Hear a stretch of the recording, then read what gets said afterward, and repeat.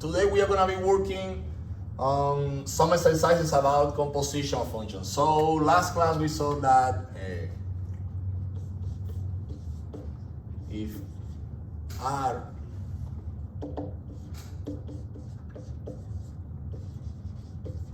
and R hat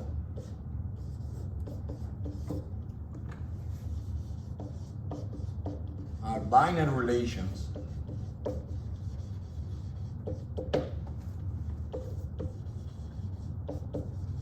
obviously from the set A to the set B,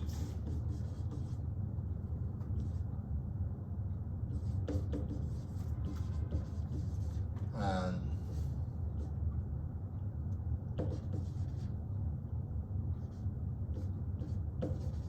from the set B to the set C, respectively.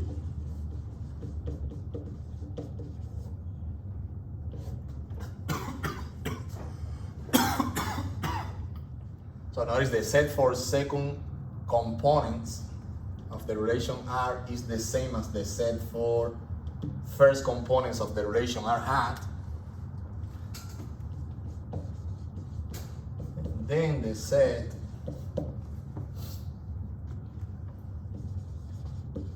whose elements are all pairs AC in A Cartesian product C such that there is an element B, letter B, the set B,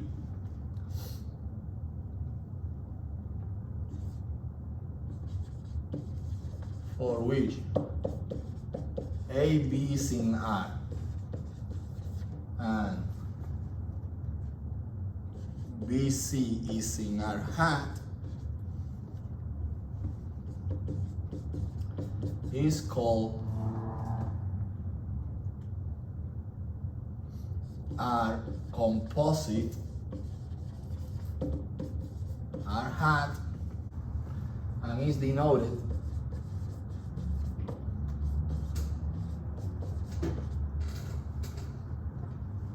we are writing R, that is the first relation that we are writing here, so to the left, to the right here, and we will see why. This is a little circle and then R hat.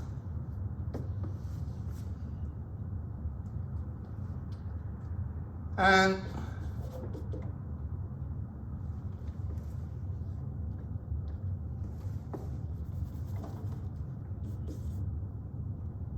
R composite at R hat is a binary relation from A to C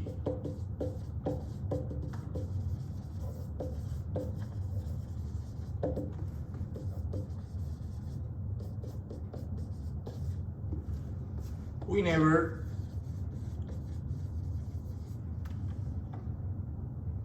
it is different from the empty set.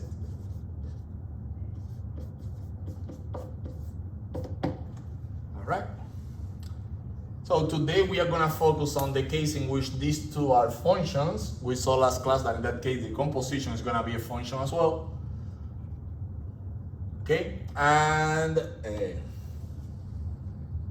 we are going to do some exercises. Okay, so what we have is the following. If R is a binary relation from the set A to the set B, and R hat is a binary relation from the set B, same set,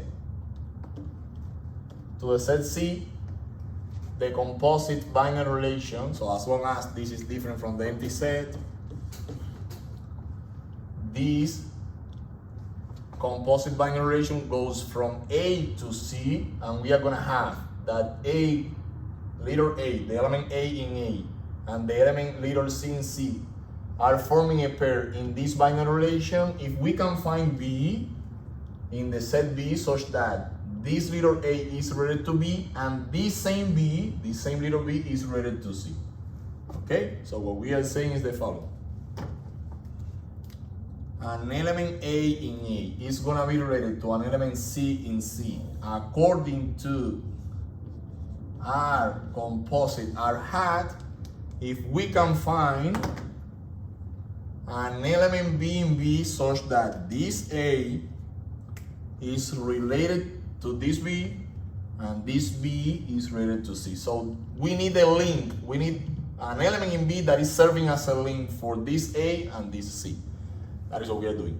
Obviously, this A is related to this B according to R, and this B is related to this C according to R hat. Is that okay? So maybe the main question here is why we are writing R to the right here and R hat to the left when R is the first binary relation that we are considering and R hat is the second binary relation that we are considering. So if we do a diagram like this, we are writing R to the left, and here we are writing R to the right. Well, maybe a good explanation for this is if we think again of a binary relation or a function, a semi-machine, a composition is the most natural operation that we have with functions. If we are in a factory, so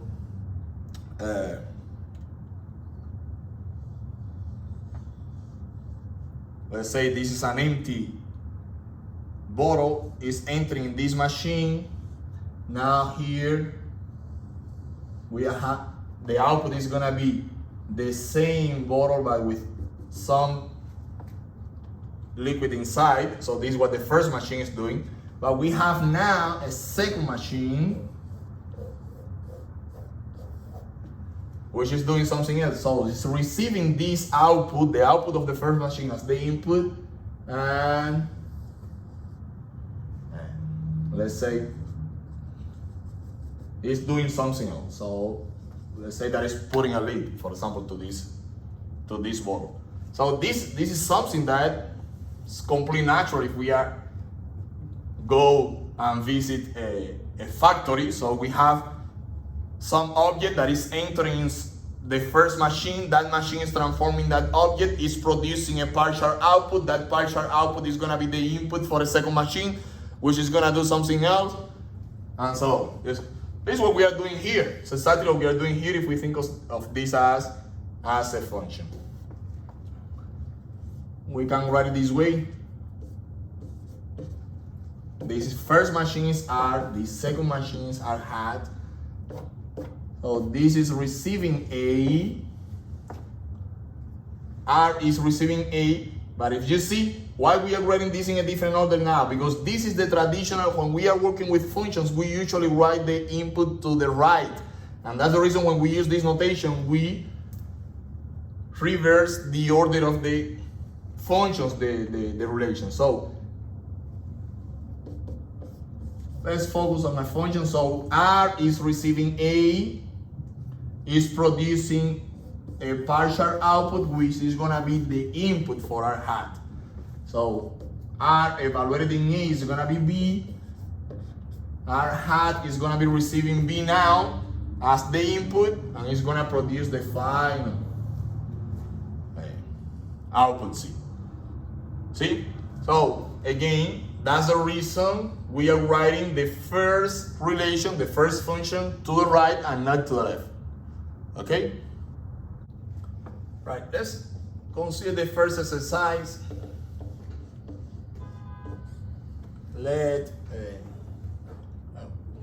This exercise is we are going to be focusing on functions. So I will use F and G that are standard notations for functions. So F from the set of natural numbers to the set of rational numbers be the function given by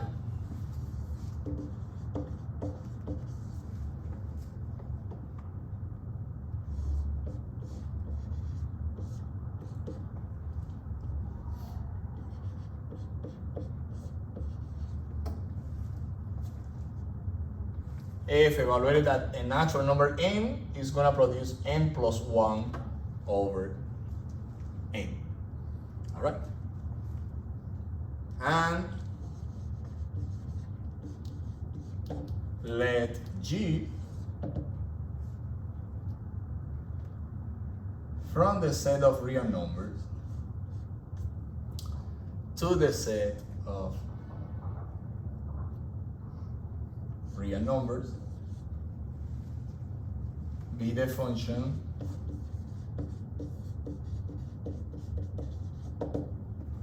given by G evaluated at x is gonna be equal to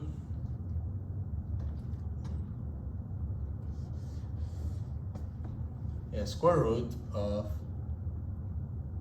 1 plus x squared. All right. And well, first we want to determine the definition domain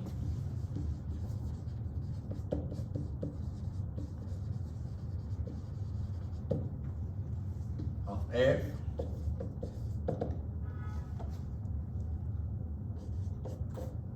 determine the definition domain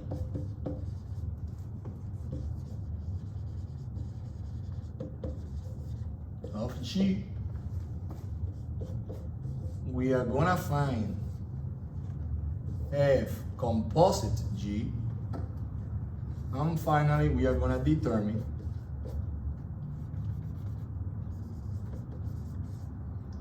the definition domain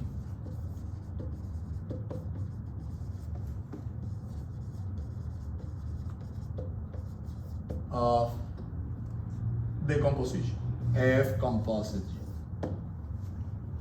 Okay?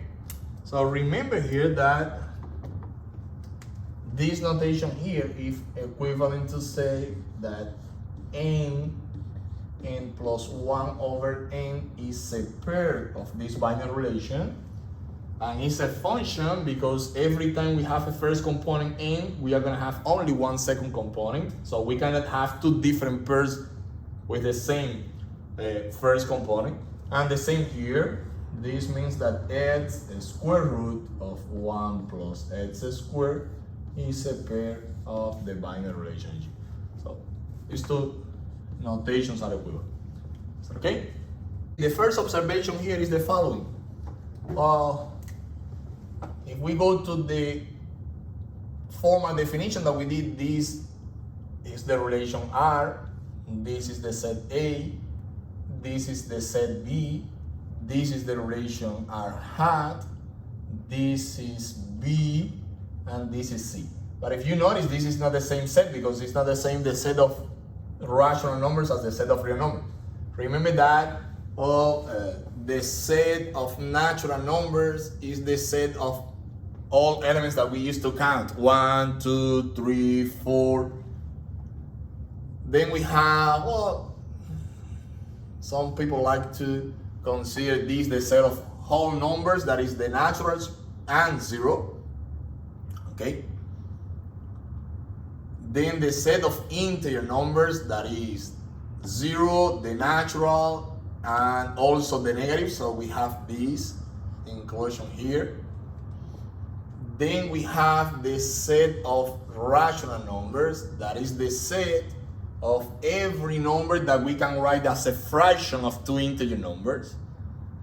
Or if you want, if you think of decimal representation, is the set of those numbers whose decimal representation is either terminating or repeating. And the set of real numbers, we have the rational numbers, but also the irrational numbers. And the irrational numbers are those that we cannot express as a fraction of two integers, or if we think of decimal representation, are those numbers whose decimal representation is neither terminating nor repeating. The real numbers are including both. Okay? But, according to this inclusion, if I increase the codomain of this function, nothing is gonna change. Or if you prefer, we can modify our original definition just a little bit. The only thing that we need is this set for second components of the first relation to be a subset of the set for first components of the second relation. Is that okay? So there is no problem here because every output here is gonna be at least a potential input for the second machine, so we don't have any problem. Is that good? So we either increase the codomain of this function, which is we are just adding elements that we know that are not going to be outputs, are just potential outputs that are not outputs, or we leave it this way, just keeping in mind that everything that comes out of this machine is going to be good for the second machine because this set is a subset of this one. Is that okay? All right. Okay, so now let's start with the first letter here. So let's determine the definition domain of the function f. We are assuming here that every potential input is gonna be an input if the operations involved in the computation of the output enable us to use it. So in this case, we have only two operations. What this function is doing is receiving the input in, and it's performing just two operations. First is adding 1 to that input, and once the result of adding 1 is obtained, we are dividing n plus 1 by the input itself. The set of natural numbers is the set of all numbers that we used to count, so 1, 2, 3, 4, 5, and so on. So dividing, the only problem that we have with dividing is if the divisor is 0, but since it's a natural numbers and we are considering that the first natural number is 1, we don't have any problem with that. We can add 1 to any natural number, so we don't have any other problem with that. So this is gonna be a natural number divided by another natural number, and if it's gonna be a number that we can write as a fraction, so if it's a number that we can write as a fraction of two integers, that's gonna be rational, so that output is gonna be always rational. We don't have any problem. Every candidate to input is gonna be indeed an input, so every potential input is indeed an input. The definition domain of the function f is gonna be the whole domain, the whole set of natural numbers. So in particular, the function f is gonna be fully defined. All right? Let's do the same with g now. Let's analyze what is happening with g. So this is receiving a real number and is returning another real number. Again, we are considering that a potential input x is going to be indeed an input if the operations involved in the computation of the output enable us to use it. Is that okay? Or we can raise any real number to a second power. Basically what we are doing is multiplying that number by itself, so we don't have any problem with that. We can add 1 to any real number, we don't have any problem with that. But we want that the result of this to be real and not the square root of any real number is gonna be real. Is that okay? So for this to be a valid output, which means for this to be a real number, we need that what is inside the root to be greater than or equal to 0. All right, but in this case, notice the following. So we have 1 plus x squared, but x squared is multiplying x by itself. So how many possibilities we have for x in terms of sign? So x is 0, in which case the product of 0 and 0 is going to be 0. X is positive, in which case the positive is going to be the product is going to be also positive, or x is negative, in which case the product is going to be positive as well. So this is either 0 or positive. Is that okay? If it's 0, this is going to be just 1, which is positive. If this is positive, this is going to be bigger than 1, which is, of course, positive. So this is always greater than or equal to 0, so we don't have any problem either. All right? And the definition domain of G is going to be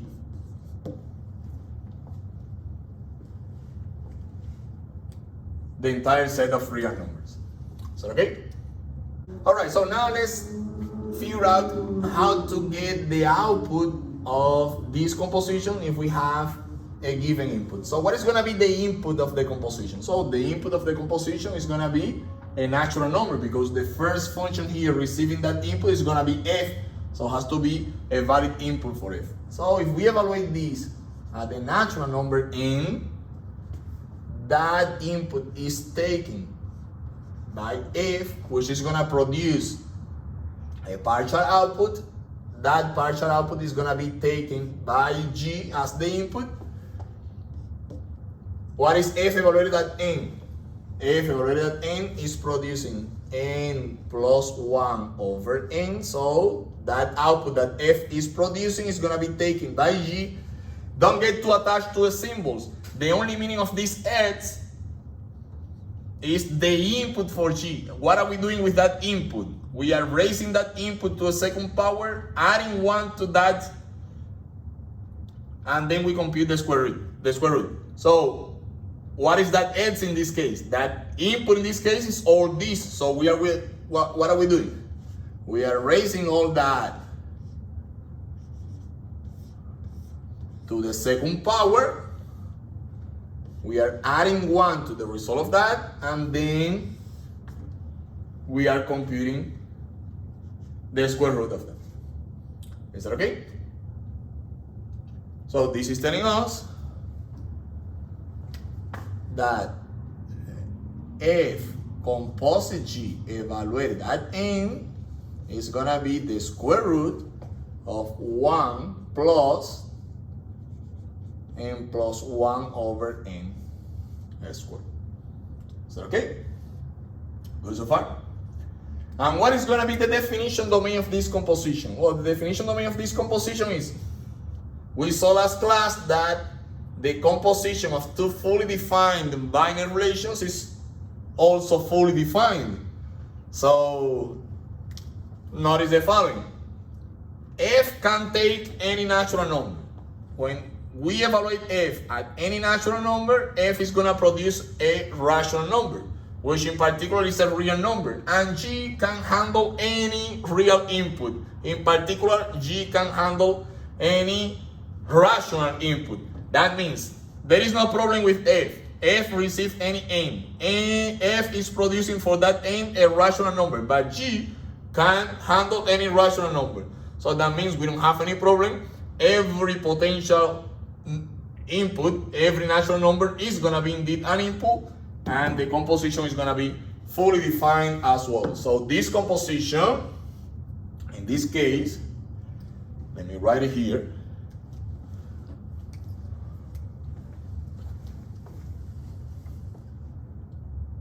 F composite G goes from the set of natural numbers to the set of real numbers, and it's gonna be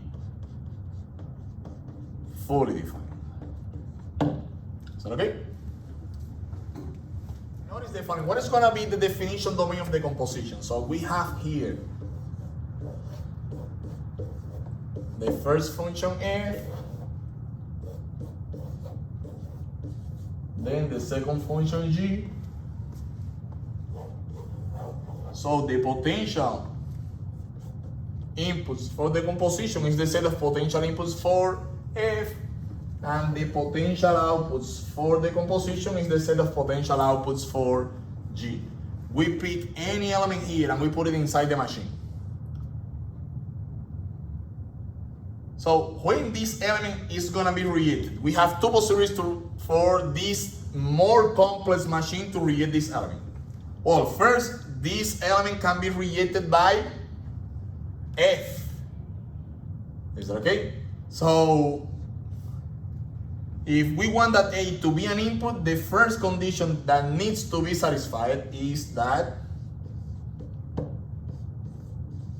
A is in definition domain of F. So let's suppose that A is accepted by F, is producing a partial input, let's say B is equal to F evaluated at A. So now G is taking B as the input. So B needs to be a valid input for GB. Otherwise, nothing is gonna be produced. Is that okay? This machine is rejecting B, even though F accepted A, the whole machine is not accepted A because at some part of the process, the transformation from input to output, the machine is not being able to handle that input. Is that okay? So the second condition that we need is that the partial output F evaluated at A to be a valid input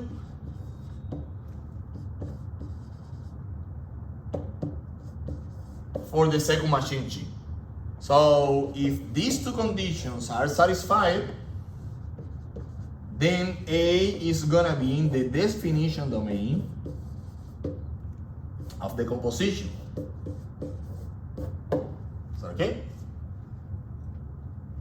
Right? So let's see one more example. All right, so it's gonna be our second exercise.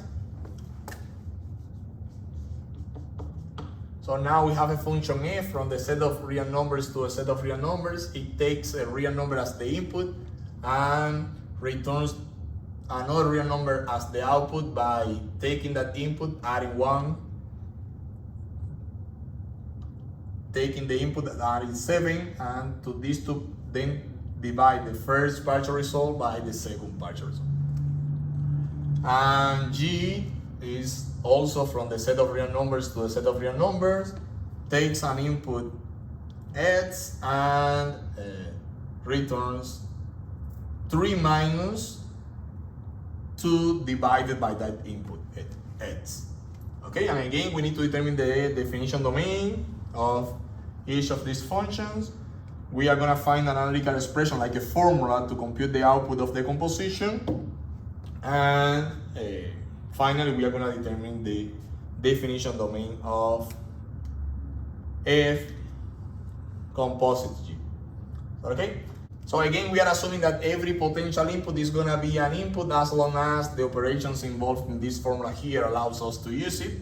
So sometimes I use a different, let's say, font for the letter, but it's the same ends, okay? Same thing here. All right. So again, if we add 1 to any real number, it's gonna be a real number. If we add 7 to any real number, it's gonna be a real number. And we can divide any two real number as long as the divisor is different from 0. So the only problem that we are gonna have here is when the denominator of this fraction is 0, which is forcing x to be equals to -7. And that's the only value, the only potential input that this machine is rejecting. So the definition domain of F is gonna be all real numbers except for -7. All right? Well, pretty similar here.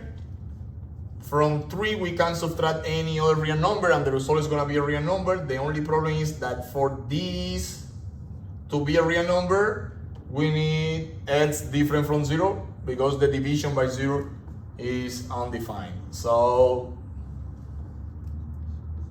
x cannot be 0, x equals 0 is a problematic value.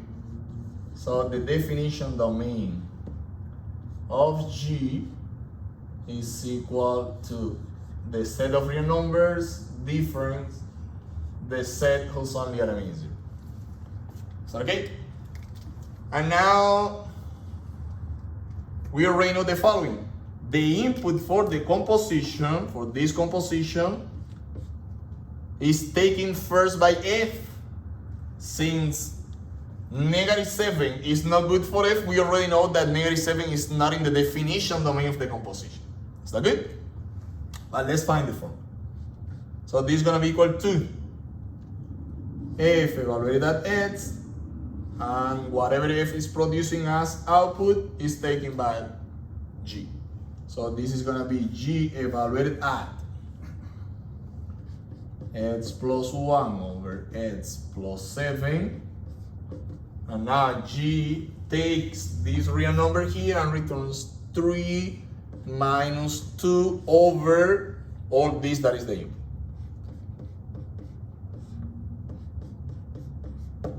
Alright?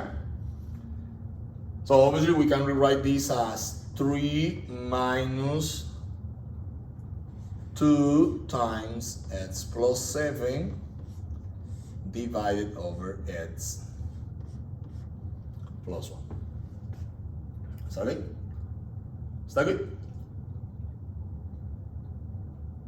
Oh, you can leave it that way, or if you want, you can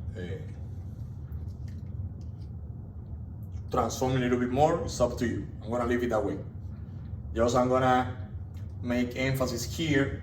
So notice that this is what we are doing here. Just if it's not clear what we did, this is 2 divided by x plus 1 over x plus 7.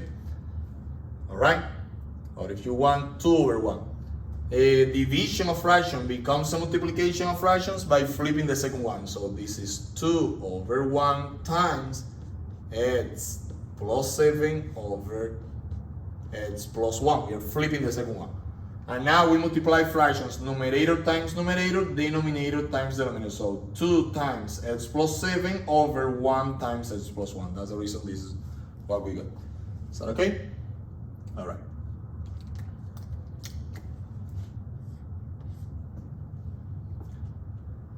Okay. Well, definition domain of the composition. The definition domain of the composition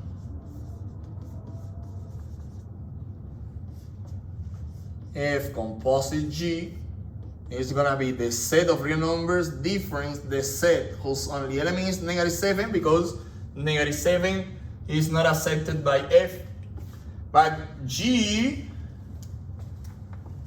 cannot handle 0 as an input. Is that okay? So, but g is receiving this fraction here as the input.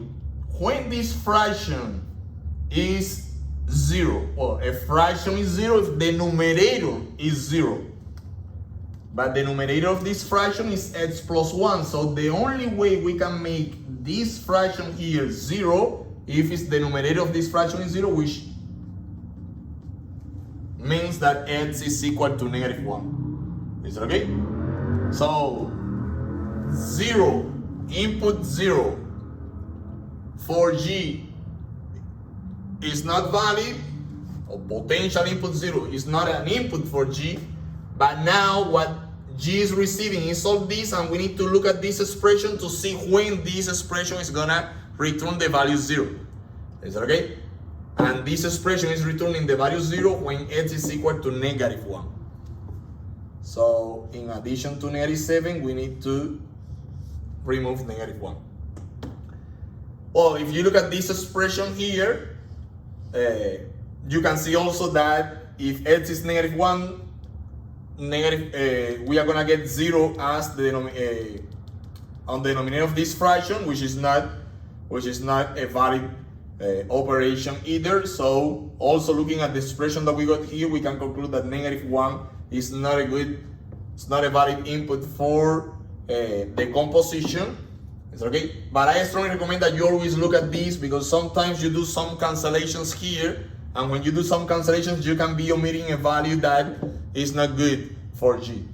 Okay, so I strongly recommend that many times you can look at the final expression that you got, but sometimes that final expression can be omitting a value that is not good for g. So look at it here. All right, so this is what we got. Let's do the same exercise. Well, last two letters, but considering now G composite F. So we did it with F composite G. We know that in general, well, this operation is not commutative, and in many cases, only one of the two combinations is possible. Well, since here we are only using the set of real numbers for all first component and second components of F, first component and second component of G. In this case, the other way around is also possible. So let's do it. Come on, help me with this. Okay, so now let's evaluate the composition at an input X. Since now the input X is first taken by G, and we know that the definition domain of G does not include 0, then we know that 0 cannot be an input of the composition. All right, so now we know that the representation of G is 3 minus 2 over X. So that's the output that G is producing for the input X, all right? Yeah. All right, so now we know that F for any input, what it does is adds 1 and then divides by that input plus 7. So just notice the following. Maybe you get a little bit confused because you have X here and you have X here, but it's a completely different meaning. This X here is the first input that the composition is receiving, but now this X here is gonna be all this, because here in this formula X is the input for F, but the input for F now is all this. So whatever X is happening here, we are gonna put all this. Is that okay?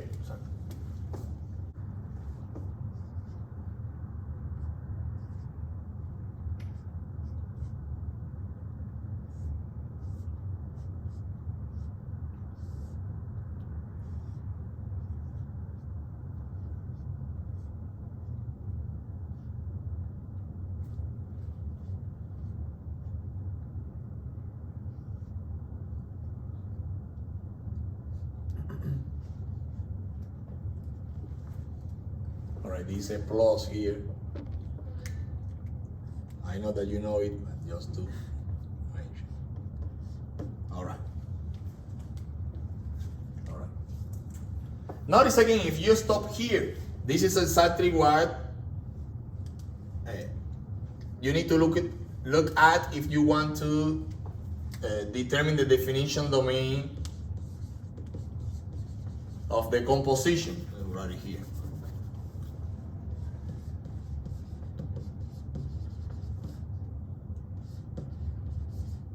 We already know that we don't have 0 because the first input, as Jose said, is taken by G. But this is telling us, well, this denominator cannot be 0.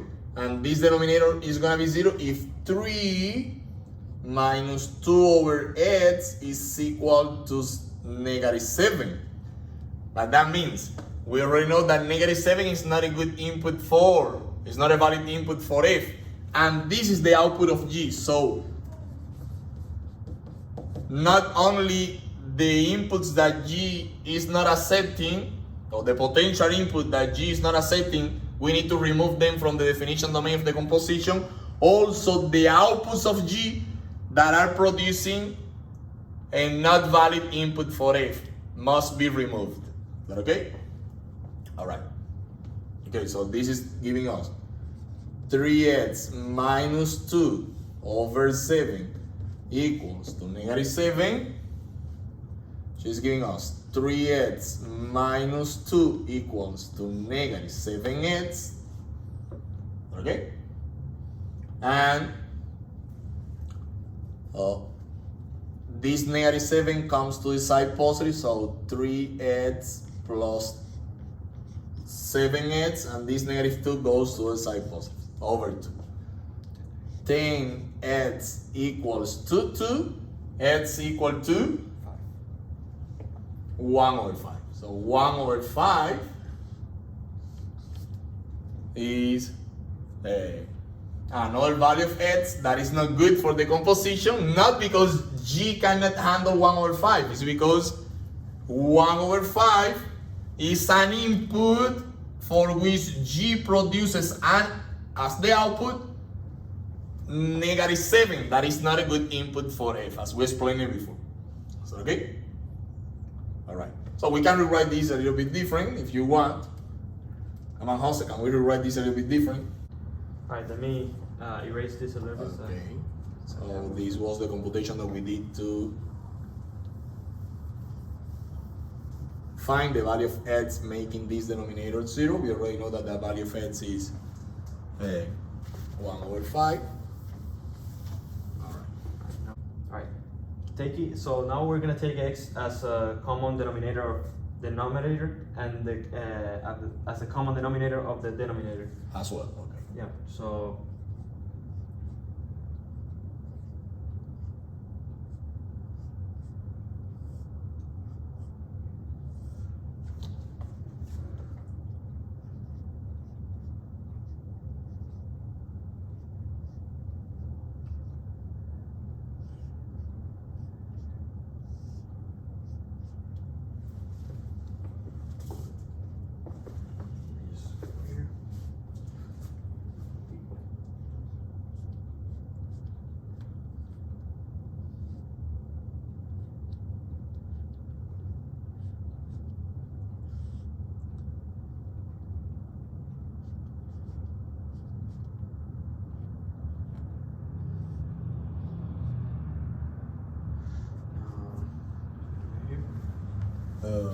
let's do it.